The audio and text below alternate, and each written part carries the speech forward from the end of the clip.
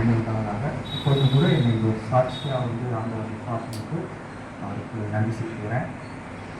என்னோட லைஃப்பில் வந்து நான் எப்போதுமே வந்து ஒதுக்கப்பட்டவனாகவே இருந்தேன். அதாவது நிறைய காரியங்கள்னால. ஒன்று வந்து பார்த்திங்கன்னா ஒரு பெரிய விபத்து, அது எல்லாத்துக்கும் தெரிஞ்சிருக்கும்.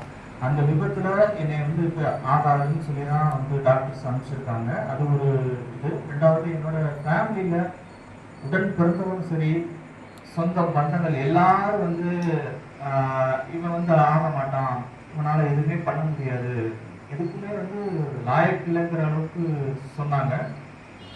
கிட்டத்தட்ட அந்த கண்டிஷனாக இருந்தேன்.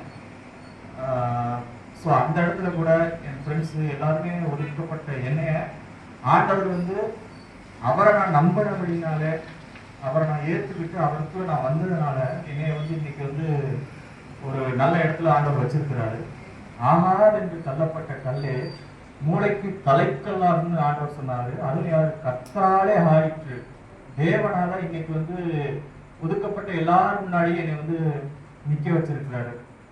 அதனால நம்மளை பயக்கிறவங்க, நம்மளை ஒதுக்குறவங்க எல்லாருக்காகவும் நம்ம வந்து அவங்களுக்காக வேண்டுங்க, அவங்களுக்காக ஜெபிங்க. ஏன்னா சத்துருக்களை வந்து சிநேகிங்கன்னு நான் சொல்றாரு. அவங்களுக்காக ஜெபம் பண்ணணும். அதை வந்து திருந்தணும் அப்படின்னு சொல்லி நம்ம ஜெபம் பண்ணணும். ஜெபம் பண்ணும்போது நமக்கு உண்டாக ஆண்டவர் நம்ம கூட கொடுப்பாரு. ஏன்னா எல்லாரும் கைவிடப்பட்ட இடத்துல கூட அவரை நான் வந்து தகப்பனா ஏற்றுக்கிட்டேன். அவருடைய நாமத்தின் மேல் விசுவாசம் உள்ளவராய் அவரை ஏற்றுக்கொண்டவர்கள் எத்தனை பேர்களோ அத்தனை பேர்களும் தேவனுடைய பிள்ளைகளாகும்படிக்கு அவர்களுக்கு அதிகாரம் கொடுத்தார். இப்ப நம்ம எல்லாம் யாரு? தேவனுடைய பிள்ளைகள். நம்மளை யார் கைவிட்டாலோ அவர் கைவிட மாட்டாரு. நான் மோசையோடு இருந்தது போலவே உங்களோடு இருக்கிறேன், நான் உன்னை விட்டு விலகுவதும் இல்லை, உன்னை கைவிடுவதும் இல்லை சொல்லியிருக்கிறாரு. ஸோ அப்போ இப்போ கூட அவர் இருக்கிறாரு, நம்ம எல்லாரும் கூட இருக்கிறாரு. ஆமென்.